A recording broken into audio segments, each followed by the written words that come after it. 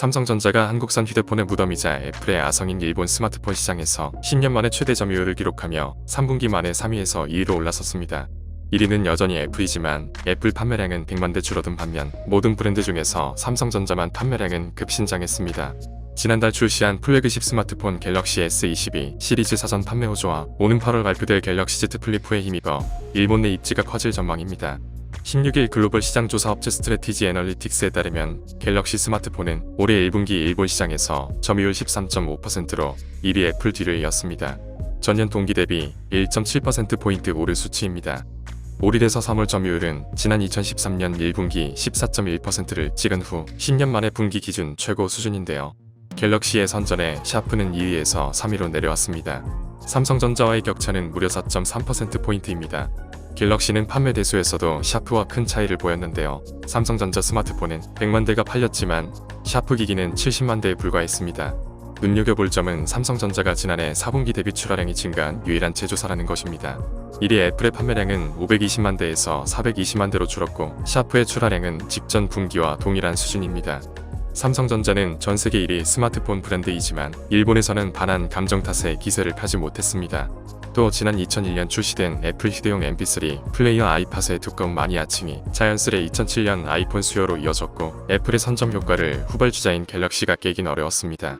과거 현지 이동통신사가 갤럭시보다 아이폰 단말기 지원금을 높게 측정하는 경향이 있었던 것도 한몫했습니다. 현지 입김이 약한 탓에 삼성전자는 지난 2017년부터 일본 갤럭시 스마트폰에 삼성을 지우고 갤럭시 로고를 넣었습니다. 이번 실적에는 갤럭시 S22 판매량이 집계되지 않았는데요. 국내에서는 지난 3월 출시됐지만 일본에서는 지난달 22일부터 판매됐기 때문입니다. 그럼에도 삼성전자가 2위에 오른 것은 지난해 출시된 갤럭시 S21 시리즈, 갤럭시 Z 플립3, 갤럭시 A52의 호조세 덕분입니다. 갤럭시 브랜드의 입김이 강화됐고 현지 이동통신사와의 프로모션이 통한 것으로 분석됩니다. 또 2019년 일본 도쿄에 문을 연 갤럭시 하라주쿠 등 오프라인 채널의 다양한 체험형 마케팅 전략도 한몫했습니다. 이 매장은 총 지상 7층 지하 1층 규모로 전세계 갤럭시 쇼케이스 매장 가운데 가장 큽니다.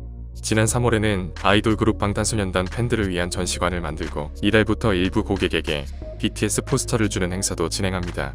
일본 이동통신사인 KDDI가 3월 3세대 서비스를 중단하면서 중저가 스마트폰 갤럭시 A 시리즈로 수요가 몰린 것도 점유율 개선의 주요 요인입니다.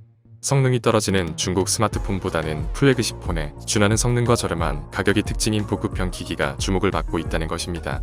실제로 이달 2일부터 8일까지 NTT 도코모 온라인몰 스마트폰 판매량에 따르면 갤럭시 A52 5G가 처음으로 10위권에 진입했습니다.